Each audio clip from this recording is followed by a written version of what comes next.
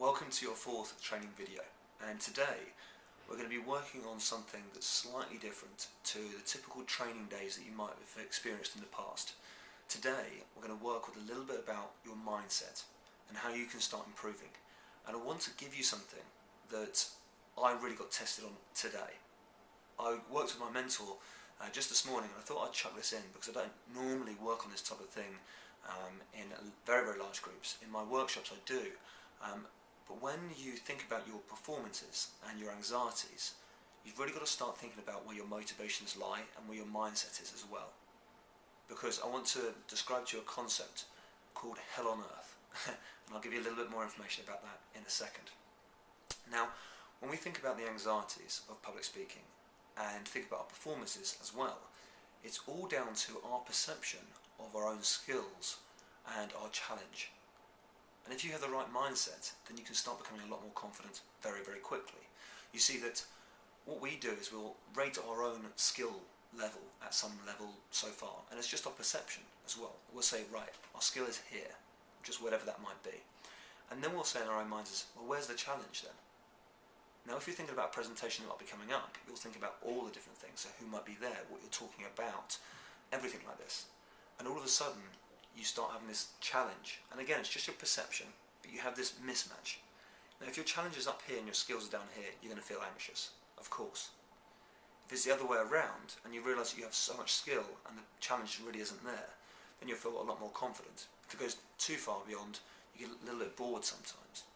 When it's right at the same level, you think, okay, there's a challenge coming up here, I think I can just about do it, and you go out in front of them and you start performing in a fantastic way. You end up finding that you get into this state of what we call flow. When you're in flow, things just become very easy. It's almost like that time when everything comes together. Timing gets very distorted and you get this huge positive buzz of adrenaline. That's something that I make sure that a lot of my clients can access even before they go into a talk sometimes, so they know they're going to perform at their best. Now, when we think of this concept of this challenge and this, or skill, and this challenge and the perceptions of both, if you can alter those, immediately it makes things a lot easier. This is something that I did when I first started speaking. I put the challenges up here, my skills down here, and I got pretty anxious because I didn't feel that I was up to the job due to a number of limiting beliefs that I held on to. Lo and behold, once I got used to it, I realised that those challenges started coming down a little bit, and I realised my skills started coming up a little bit as well. And before I knew it, I actually went too far. I realised I had too much skill, and the challenge wasn't really there any longer. And hence I lost my motivation, because my motivation was just to get rid of that fear and just get through it. That's not good enough, and you're going to find that at some point you're going to get to that point where your natural motivation was to make sure you didn't have any problems with public speaking anymore. Once you've dealt with them though, and you realise you can do it, you find that you yo-yo.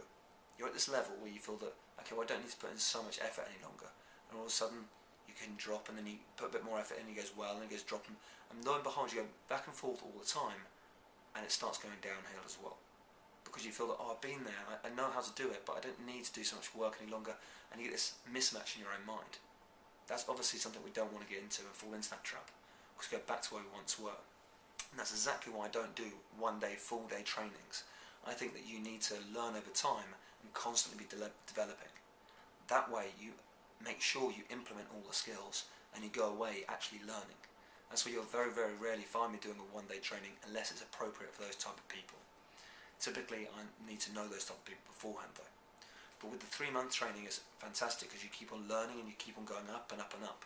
Your challenge is reducing all the time and your skills are always improving.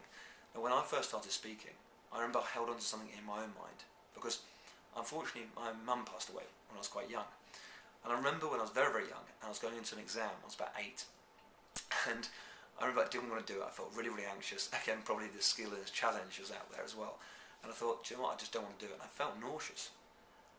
My mum ended up getting me changed in the morning and threw me in the car basically and drove me all the way to school and chucked me out the car. And she said, look, go and do the exam. And she goes, look, all you can do is do your bestest. She said it in those words as well. And that stuck with me for a number of reasons. But that stuck with me, and I remember even sitting in that exam and not having that anxiety, because I was just saying in my mind, do your bestest, do your bestest. And it made it a lot easier. Now, this comes back to my experience I had today with my mentor, because he said to me, look, what is the definition of hell on earth? I said, I don't know. I guess, go on, give me a good example. I went off with flames and all this other thing. I got the wrong concept straight away.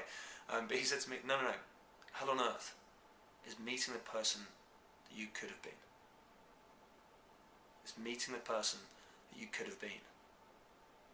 And it is, isn't it? Think about it. How gut-wrenching would it be if you saw someone in 5 years, 10 years, 20 years, at the end of your life, and you realised it was the person that you could have been?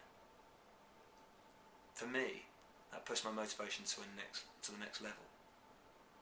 And I feel it today, straight away. I feel like, right, what can I do? What can I do to improve myself? What can I do to develop myself?